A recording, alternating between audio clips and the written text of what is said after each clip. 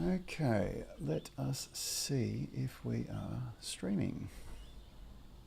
Hey, are you going to start working out this year? Okay, so you can help me out here, Yani, and just have a look and see. Ah, here we are. All right, we are live. It looks like. Yes, we are. Okay, I'm going to bring up my... Anybody watching this from the start, this is our first attempt at this year using new software, so here we go. Welcome to the episode on returning to training post-holidays. If you're like most people, you might be eager to jump back into your workouts and make up for lost time. But before you do, it's important to consider the concept of load management. Taking a break from your training can cause a loss of conditioning, but it's common to want to play catch up and make up for any weight gained over the break. However, trying to pick up where you left off can actually increase the risk of injury. To avoid this and achieve your fitness goals, it's important to ease back into your training and gradually build up your strength and conditioning. This is especially true if you've had more than a week off or if you've been inconsistent with your workouts. In these cases, it's best to regress your training and avoid advanced overload methods. So remember, when returning to your workouts post-holidays, pay attention to load management to avoid injury and achieve your goals. Now, we've seen this already in our UMS app tribe in even just the first couple of weeks. Coming back to training, we've seen a couple of people reporting that they've got some niggling injuries because they tried to pick up where they went off. Now, of course, if you didn't know, I've got my brother Yani here. How are you, mate? What's up? I was wondering if you were meant to see me or not, but here we are. Here we are using new software, and it's a new year, so it's very fitting. And we've got some OGs OGs. here. Yes, we've got Andy saying he's a bit rusty. He only got the second comment. You're missing out, Andy. And I'm testing out. I'm using this new software, right? It's taken me a lot to work out how to do. So I'm going to try seeing what happens when I write in here if it comes up. But anyway, there we go. And we've got D as well, of course. And there we go. Unity Jim has commented. How good is that? Yo. Awesome. How exciting. Welcome, guys. Welcome, Andy. Welcome, D. Great to have you here. It's especially great to have Andy here, who is one of our high achievers, and he's actually participating right now in one of our challenges in the UMS app, where we have had for those who started up with us when the app went live back in, I think it was June. We were doing, phase every month. So phase 1, phase 2, phase 3, and we finished phase 6 last year, and we looked at going straight into phase 7 this year. But Yani and me kind of just forgot this really critical principle that we're going to talk about today. You forgot, I didn't. Which is, you absolutely shouldn't pick up where you left off. And so what we've done is we've got our members that were even up to phase 7, they've gone back to phase 4, which is the first phase where we do 5 by 5, so 5 sets of 5 reps, and which is a really good way for somebody that's more experienced to get started with their training again without going into a more advanced overload technique. And phase 7 uses the rest pause method, if I'm not mistaken. Phase 6 is wave loading, and it's just way too much load on the body, isn't it, Yani, to go straight into a more advanced overload method like that? Yeah, look, well, I want to take a little bit of a rewind, hit the rewind button, and talk about my selfishness, because I actually prefer every year to start the year with whole body training for one program phase. And there's a very specific reason for that. And there's one scenario where I wouldn't do that, which is if I was currently injured or had something that I wanted to overcome, a structural imbalance or a known structural imbalance, in which case I'd go back to structural balance training instead of whole body training. But the reason why I do whole body training is because, I always take a couple of weeks off over the Christmas break. I plan my training in that way. And I personally suggest that everyone, I think it's advisable for a number of reasons. It's a great time to invest that little bit of time that you take to give to yourself in training into other areas of your life. Like, you've got some window up on the screen, Rad. I do. It's not. No one else is seeing that. It's only what you see. Very confusing. Where was I? So I think it's important because it's a great opportunity to invest that time. You know, if you look at our lives, we spend a disproportionate amount of our lives sleeping, or we should. And then from there, the next amount of time we spend is usually at work or in our careers. And then we have a few hours, give or take, to invest in our family, our education, and our relationships, whether that's peers, work colleagues, or friends. And you know, I like to really deploy that time asset into different things over the Christmas break, and that might be, you know, this time I did a course, an investment course, and you know, spend time with family. I caught up with my you know, immediate family, and spent some time with my girlfriend and things like that.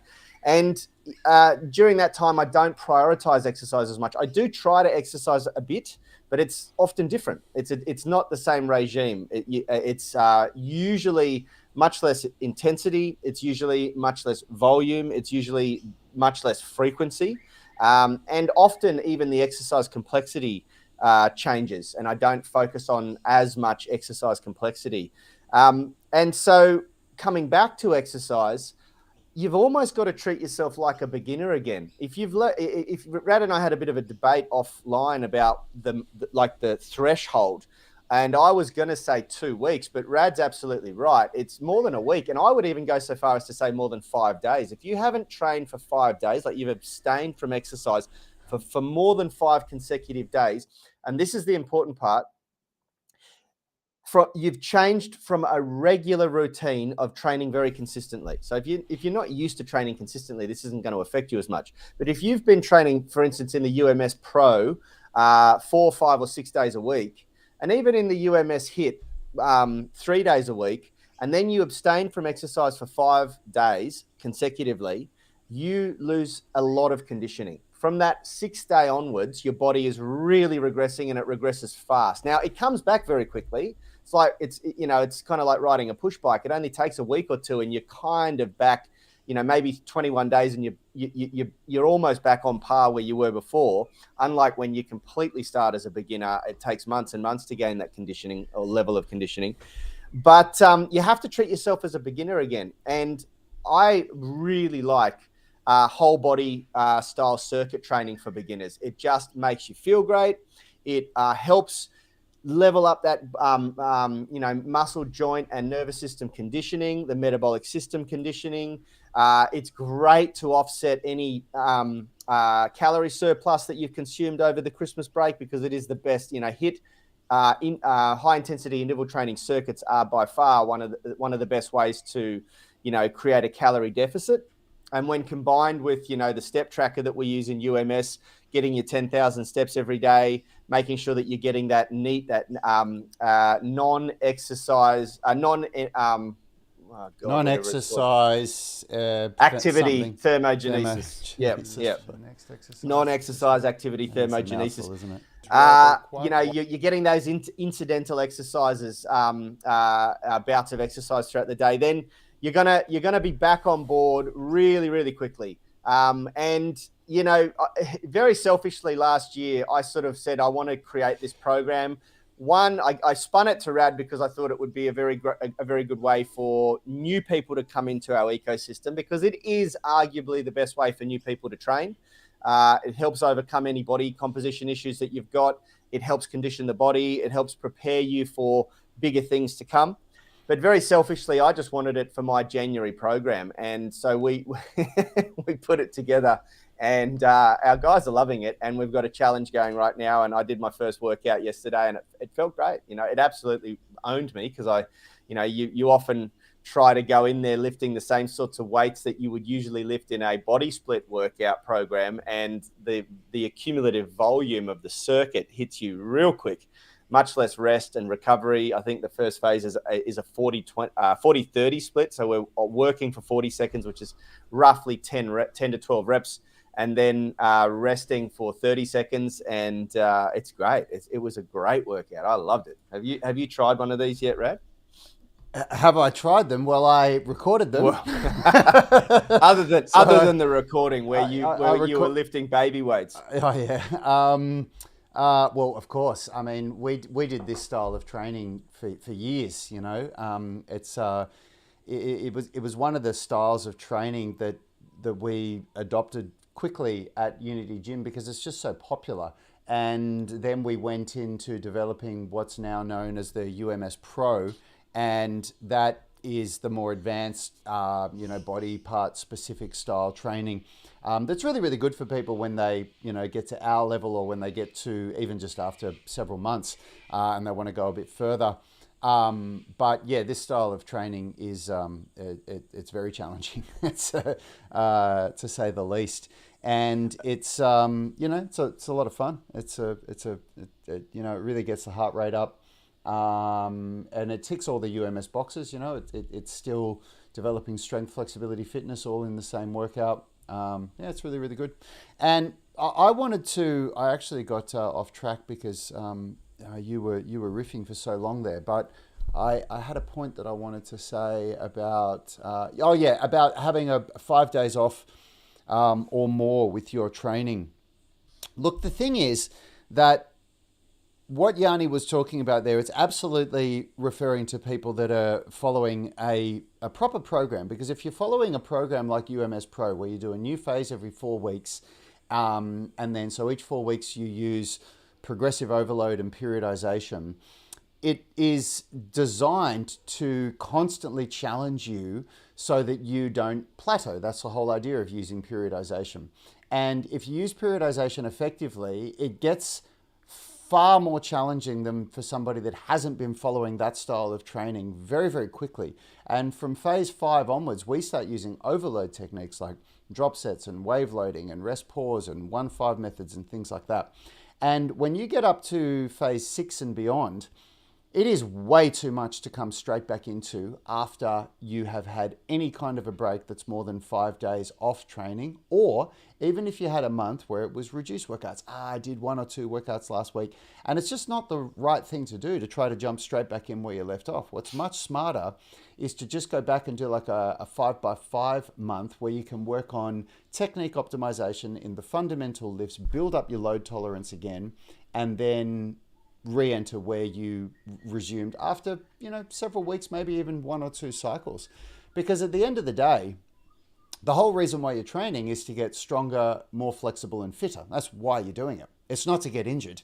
And the overload techniques aren't the be all and end all. They're just the ways to keep challenging you as your body, as your load tolerance increases and matches it. That's the whole idea of an overload method. It's like, okay, regular 5x5 training or regular 5x8 accumulation training, meaning 5 sets of 8 reps or 5 sets of 5 reps, is not enough now to give you the adaptation that you want. So we're going to throw some overload techniques at you to force adaptation. That's what it is. And if you're not ready for that, it's can really cause problems. And the time that this really stood out to me, Yani, was when I was chatting to Leroy one time. And Leroy is a friend of ours who's arguably one of the best sports physios in the world. He's at the top of his game. He's been the sports physio for multiple professional sporting teams in Australia, and now he even works internationally. With LA Lakers as LA well, Lakers, in the NBA. Like, he's right at the top of his game. And I remember when I was talking to him about this, and he was pointing out to me how the number one cause of injury is when people, in trained individuals, is when people get this wrong. When they go away for a week or 2 weeks and they come back and they try to pick up where they left off. And if you think of, if this is you getting, so this is time, and this is you getting stronger, more flexible and fitter, and you're going like this, the second that you have even more than a week off, your strength, flexibility, fitness, this x-axis goes like this. And then if you try to, as time goes on, when you start training again, jump straight back in there, that's when injuries happen. So even though you've gone like this and now you've come down a bit, when you start back up again, you can't go back to that point. You've got to start back up here and ramp up again. And that would be shown a lot easier if I could show you a graph, but I'm sure you got the idea, right? Free on when you edit this, show a graph. What I want to dive into is, what happens, what's the risk, and when we're training and we're trying to improve strength, flexibility, and fitness, it's obvious. It's often referred to as a marathon, not a sprint. And the reason why is because every tissue in the body adapts at different rates. So the bones, the nervous system, the musculature system, the tendons and ligaments, they're all adapting at slightly different rates. The nervous system happens fastest, meaning you will feel and you will be able to recruit the muscle to do the movement very, very quickly. And you'll feel like you can do more reps and more reps and more reps and probably lift more weight, more weight, more weight. And if you were to jump in there and try, you might get it up, but the muscle tissue adapts slightly slower. So your muscles will probably fatigue at some point and stop you from lifting. The problem is, unfortunately, the tendons and the ligaments, so the stuff that connects your muscle to your bone and your bone to bone, the ligaments, adapt much, much slower, and bone even slower still. The warm-up is and going so to what begin. We tend to experience first when we injure ourselves is like a tendinopathy, an abusive load that can come in one instance or a number of instances that is too much load for the stuff that connects the muscle to the bone, and sometimes even worse, bone to bone, which can be really, really problematic. And those tissues, they adapt much slower because they get less blood flow and they're a harder density of proteins. And the problem is that not only do they adapt slower to exercise, they take a lot longer to repair if you hurt them, if you injure them, if you tear them. And so we want to avoid that at all costs. And that's why it's so important to layer the load in this progressive nature. And we do that through, the different program variables, the different weights that you choose to lift, the different exercise progressions if you're mostly focused on calisthenics. And it's really, really important that people understand this, because you can come in and mess up an entire year of training in one instance by trying to jump into a program overload method that is far beyond what your load capacity can currently take. If you're thinking, okay, and this is what I say, my girlfriend and I have a goal. We're taking the kids on a Disney cruise at the end of the year. And, I said to her, let's be the best rigs on the cruise, just as a little stupid thing. And, but it's fun, you go, yeah, so that's a year. That's happening in January, next year, at the start of January, So my whole training, I always do this. I always sort of stagger my goal to go right through the year. And in that case, starting at, program phase 1 in our UMS would be a great idea, because it's going to progressively load me and take me on that journey throughout the year and have me peaking at just the right time. And a lot of people get this really wrong. And I think this is a great opportunity to segue into, how you should use overload methods, because overload methods, even in our UMS, from phases 5 onwards, the overload methods are designed to progressively get a little bit more complex and a little bit more difficult, a little bit more intense. But that doesn't mean that you should use them always in that order. Once you've gone through, the idea is that you go through and you learn these overload methods, and then they become tools in your toolbox. And just like any toolbox, the right tool for the job right now may not suit another job, and so you're constantly looking at what tool to apply to the moment. And therefore, a phase 7, if you've just had a bit of time off, that's really designed in consideration that you've had 7 months, 7 program or 6 program phases consistently taking place before it. If you've just interrupted that, then it's definitely not going to be suitable for you. And I would argue any overload method, which we're saying here, is not suitable if you've abstained from exercise for 5 or more days, in which case you should go back to probably starting with, either like a technique optimization phase, a structural balance phase if you feel like you've got structural imbalances, or a body composition phase, like what we're doing in the HIIT challenge at the moment in UMS. It's definitely not advised that you dive into a really intense overload method straight away. Like I did in that video just there. Yeah, absolutely. It's it's a huge mistake that people are making. Hey, I can see we've got a whole bunch of people on the live stream, which is awesome. If you're getting value out of this, please hit that like button and subscribe to the channel. It really helps us. And if you've got any questions about what we're talking about, throw them in the comments there, because we're here to talk to you. This is a live stream, so we want interaction. If you've got anything that you want to add to this conversation or anything that you'd like us to answer, please throw it in the comments there, and we'll answer it. Shout out to Ricky from Alabama. Look, I want USA. to, yeah, shout out to Ricky. Thanks for jumping on the stream. Look, I want to kind of bring this in for a landing by relating it directly to our UMS app subscribers, because these are the legends who are really making a solid commitment to training 2, 3, 4, 5 days a week in our 40 to 60 minute workouts that train strength, flexibility, and fitness all at the same time.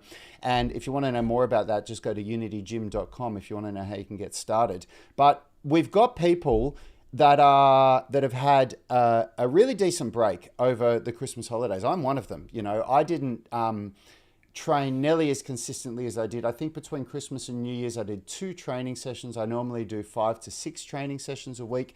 And I think those training sessions, I only did like my minimum workout, which is like a 40-minute workout for me. It's like just doing the UMS warm-up and then just my primary strength and flexibility movements. And it's really just to keep the wheels turning. I did one workout that was upper body focused for strength training and lower body flexibility, and then one workout that was lower body focused for strength and upper body flexibility. Now, if that was you, and you're in our UMS tribe and you're going to watch this, and I really hope you do, because we're going to be sharing it with you, then when you come back to training now, do not try to pick up where you left off. If you are in phase 1, 2, or 3, that's fine. Just keep rocking on. Don't go straight to phase 4.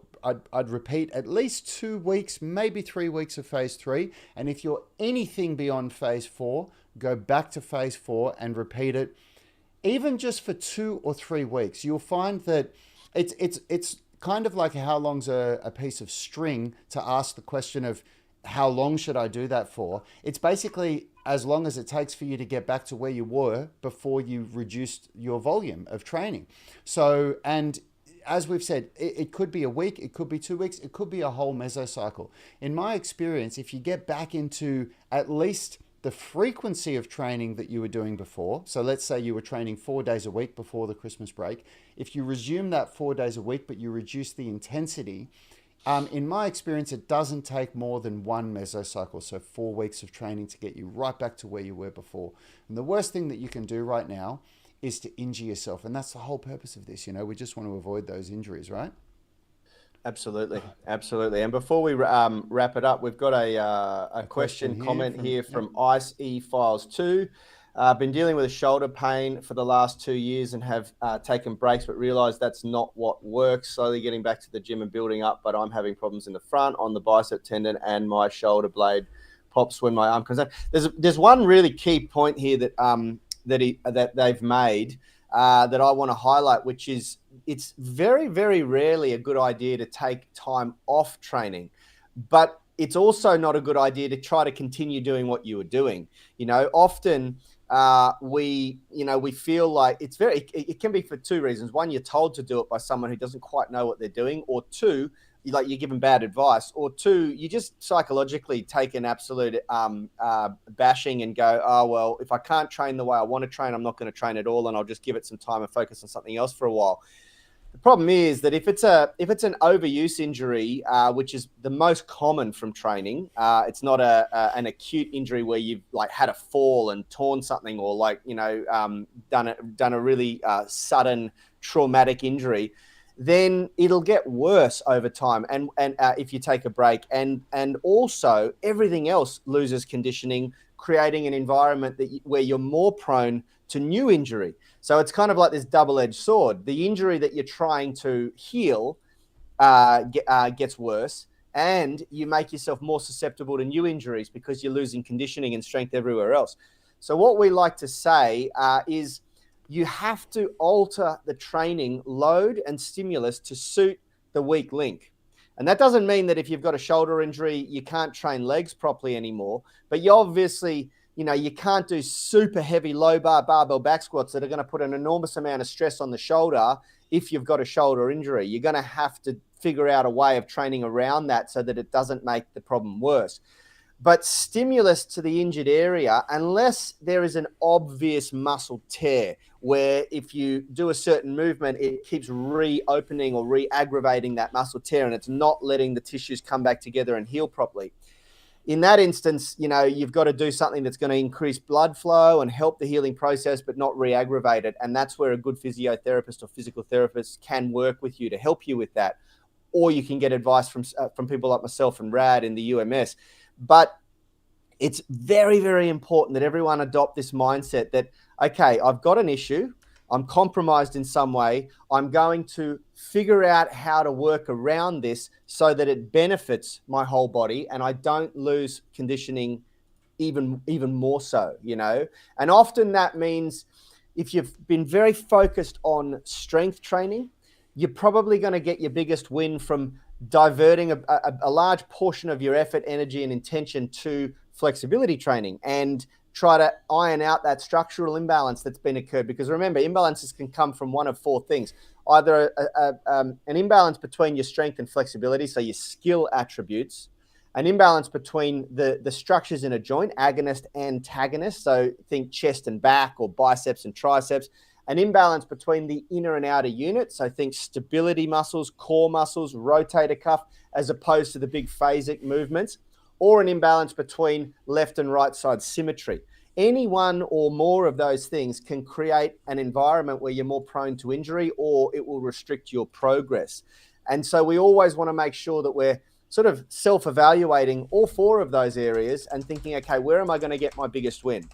How long has it been since I've done a structural balance specific program to even out left to right side, where we're doing more unilateral movements as opposed to bilateral movements? Or how long has it been since I've done a structural balance program that is very, very focused on agonist, antagonist muscle recruitment and balance, so that I'm working opposing joint structures, systems, muscle systems in balance, or figuring out whether there's an imbalance there and sorting that out?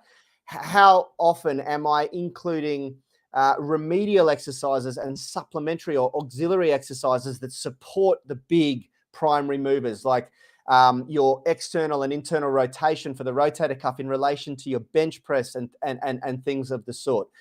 And then also, how much flexibility training am I doing and end range strength training am I doing in relation to my strength training?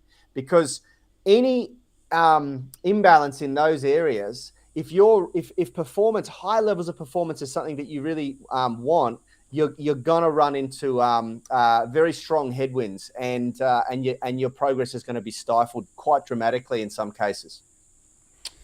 Absolutely. I'm sorry, I'm just nerding out as to how good my video editing's going on here. Cutting to all these footages of me, and I'm trying to find footage of you, but we just don't have as much of it.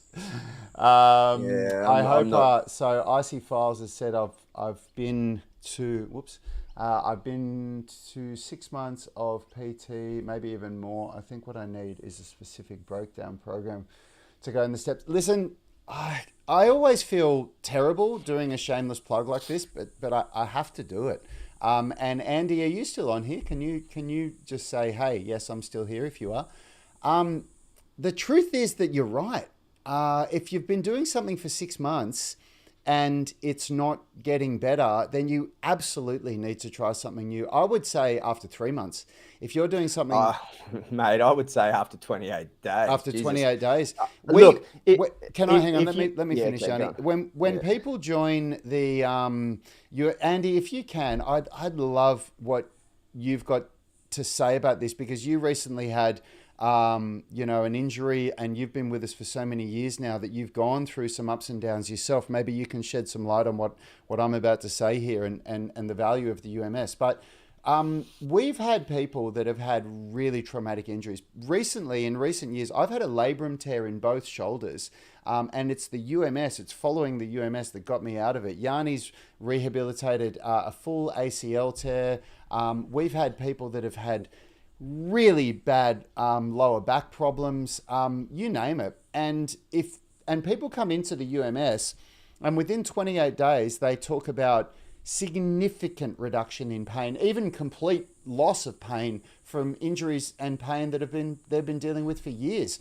And you can go and look at our Google reviews to see if that validates it. And again, I know this is a shameless plug, but the truth is, good programming you will see an immediate reduction in pain within a matter of weeks. Like within 2 weeks, you will start to see, wow, I'm You starting to should. see the light at the Yeah, end of the you tunnel. should. Yeah. Yeah. And so if you That doesn't mean, let me just make it very quickly. That doesn't mean that your issue is going to be solved in 28 days, but there should be a decent improvement. That's right. You know, A reduction in pain, like something yeah, that where you objectively can go, wow, I feel like I'm moving better now. I feel like I'm working towards an improvement. And if you're not feeling that within 28 days, for most cases, I would argue that you need to look to doing something else. And so, if you're saying, I think what I need is a specific broke down program to go, to get the steps, try the UMS. I mean, it's a very low cost, and it's if you consider what you get from it, and you can cancel whenever you want, so you're not locked into anything. Just give it a try. You've really got nothing to lose because it's less than $2 a day. So yes, I agree absolutely that you probably do need to but do more of a specific program. as a general comment for everyone watching, if your program is not doesn't have an emphasis on structural balance from agonist to antagonist muscle systems, meaning that your horizontal pushing is balanced with horizontal pulling, and your squatting is balanced with hamstring and hip band movements, and your vertical pushing isn't balanced with your vertical pulling, and you're not balancing your big phasic prime movers with the auxiliary exercises that promote stability in the joints and all that sort of stuff, then it's probably worth looking to find a coach or a program that does understand that sort of stuff. And there are plenty out there that it's not just us that do this. There are many great coaches and programs, and we get that sometimes people prefer to train face to face with people, and there are plenty of trainers out there that actually teach our program now. I go to the gym, the local public gym, and there's 3 trainers up there that have done or are doing our program,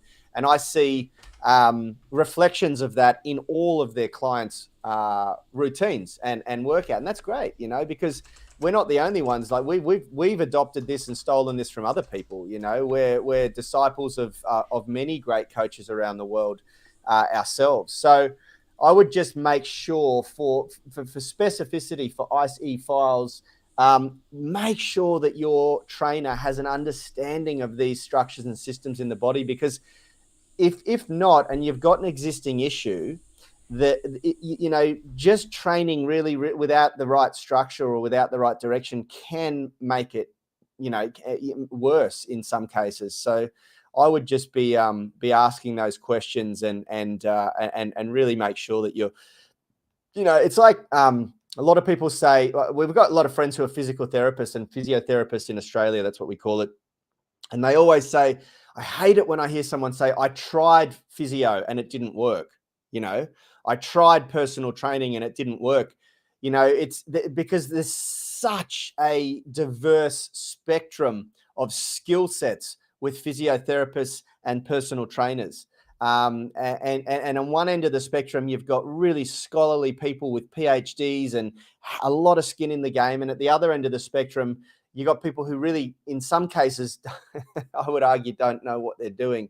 And so, yeah, just make sure that you end up with someone who really has a bit of skin in the game. And I guess one way to look at that is, are they doing what you're trying to do? Have they achieved what you're trying to achieve? Yep, sorry, my microphone was muted. That's a really big point. Have they achieved the results that you're looking for with either themselves or with their members? Andy's chimed in here and said, to my question, what do you think about the UMS? How's it works for managing your injuries? He said, been a roller coaster for sure. The superior programming and work with the tribe definitely brings the secret sauce to getting things improving, whatever the circumstances you're coming from. The guys have had me recovering from downtime after COVID and most recently a horrible virus that wiped me out completely for 6 weeks. Thanks, Andy. Yeah, look, it's... look, the reason I said, I appreciate that Yanni's chimed in and said, hey, you can do it with other people too. I've seen so many people suffer the fate of investing heavily in poor programming with somebody that just doesn't really understand how to give them a program that's going to get them the result that they need. And so that's why I said it. And, if you're not willing or ready to jump in and try the UMS IC files, scour our channel. Watch the videos that I post every day because we always talk about this stuff. We're always giving away free content that's trying to give people just the most basic understanding. And at the most basic understanding, if you look at what Yanni said, if you balance pushing and pulling in the horizontal and vertical plane, you might need to restrict vertical plane at the start of any journey of coming out of pain in the shoulders. That can often be, exacerbate too aggravating. It can aggravate the pain. But balance pushing and pulling in a 1-to-1 ratio, balance upper and lower body strength in a 1-to-1 ratio, include unilateral work and bilateral work. So dumbbell work and barbell work, or work where you're doing like split squats versus squats, balance strength and flexibility, balance the inner unit and outer unit of prime movers versus stabilization systems. So in the shoulder, balancing work where you're doing horizontal push and pull with rotator cuff work and scapular stabilizer work. For the lower body, it's a bit simpler. It's just doing unilateral work and bilateral work. And also, deeper core work, core stabilization work. And that sounds like, oh my God, that's so much. It's hard to wrap your head around how to put it all into a program. But if you watch our videos, you'll start to understand more. And that's really, I think, the key to UMS is that we put that into either a 40-minute or a 60-minute workout, and it's all done for you. And we also, inside the app, help you customize it to your needs, your schedule, your specific goals, and all that sort of thing. So, if you've made it this far, definitely check it out, unitygym.com. Otherwise, we should bring this in for a landing. It's 30, yeah, absolutely. Yeah, it's been a while. minutes. Yep. Andy, I love your last comment there. He said, there's so much free content out here from Unity. I followed that initially 4 years ago, and then I joined up fully when I realized how well it all worked. And the last thing that I want to say is, based on what Andy just said, what Yanni just said, just remember that time is a really valuable asset. So people think to themselves, I don't want to outlay the cost of investing in a good program. Ask yourself how much your time is worth, because if you invest a lot of time every week in trying to figure out how to do this stuff yourself, that's a cost. So, just be aware of what cost you're putting in to what you're getting out. Well, in this specific example, we've got a case here of 6 months, dealing with the shoulder issue for the last year. And there's going to be a lot of people in this group or watching this who have a compromise or an injury that they've been dealing with for multiple months, if not years. And you need to ask yourself at this point, what have you missed out on? What's that held you back? What could you have achieved in that number of months, years, or whatever that you haven't because of this injury?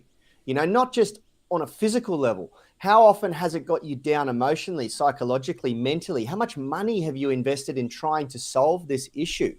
When you start to add all of this up, the cost of getting the right program that's going to solve the problem is absolutely nothing in comparison. I know what it's like to be compromised. I know what it's like to be injured. I've suffered some enormously terrible injury, like really, really life-changing injuries over my life. And I know that it goes far beyond just the physical pain that you experience.